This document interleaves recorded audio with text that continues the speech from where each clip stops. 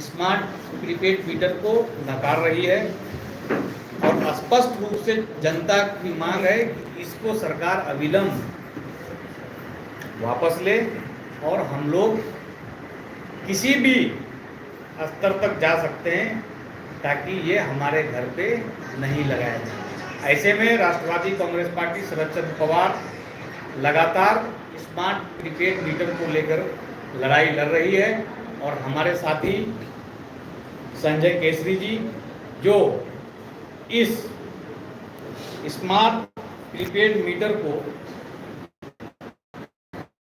आम लोगों के घरों में नहीं लगे, पूरे प्रदेश में सरकार को चुनौती दिए हुए हैं। हम इनके कार्यों की सराहना करते हैं और पूरी पार्टी इनको पहले से दोगुना ताकत देगी कि इस लड़ाई को और तेज किया जा सके कि प्रदेश की आम जनता को इसका लाभ मिले। आज जातीय जनगणना की जो आंकड़े हैं उसको सार्वजनिक करने और इस मद में 500 करोड़ के सुशासन संपोषित घोटाला एवं जातीय जनगणना के आंकड़ों के अनुसार लाभ दान देने को लेकर राजनीतिक कोहराम मचा हुआ है। ऐसे में राष्ट्रवादी कांग्रेस पार्टी मांग करती है सरकार से कि जो घोटाला हुई है इस पर भी जांच कमेटी का गठन होना चाहिए।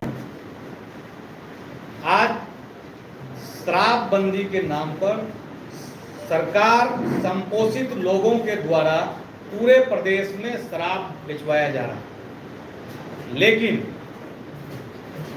मजाल नहीं है कि सरकार के पदाधिकारी जो इसका व्यापार कर रहे हैं, अवैध रूप से प्रदेश में शराब को लेके आ रहे हैं और उसकी बिक्री कर रहे हैं, उसको पकड़े और सलाखों के पीछे भेजे।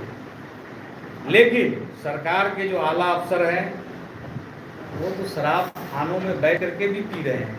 कई ऐसे फोटो आए, वीडियो आए, लेकिन सरकार का जो मुखिया है उनको पता नहीं क्यों समझ में नहीं आ रही है कि वो शराबबंदी को पूर्ण रूप से लागू नहीं करा पा। ऐसे में मुझे लगता है कि उनको सर्वदलीय बैठक बुलाकर शराबबंदी जो नीति है उन पर विचार करना चाहिए और जो सर्वदलीय बैठक में सारे दलों का राय हो उनको इस संबंध में काम करना चाहिए।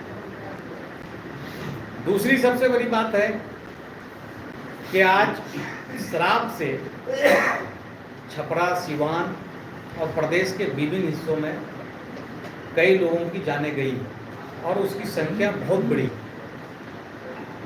ऐसे में नीतीश कुमार जी द्वारा मुआवजा का भी ऐलान नहीं कर पाना बिहार की जनता के प्रति उदासीनता को दर्शाता है और कहीं ना कहीं अब प्रदेश मुझे लगता है कि उनसे संभल नहीं रहा।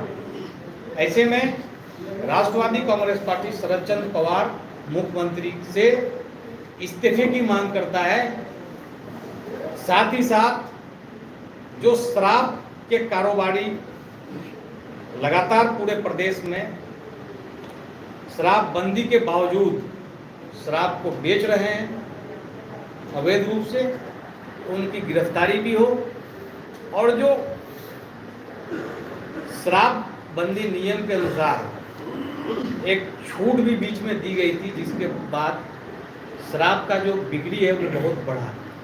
ऐसे में उस नीति में भी विचार करने की जरूरत है। अब इसके बाद हमारे साथ प्रदेश के उपाध्यक्ष संजय चौधरी जी हैं, आप लोगों के बीच अपनी बातों को रखें। सबसे पहली बात यह है कि हमारे बिहार में शराबबंदी लागू किया गया है।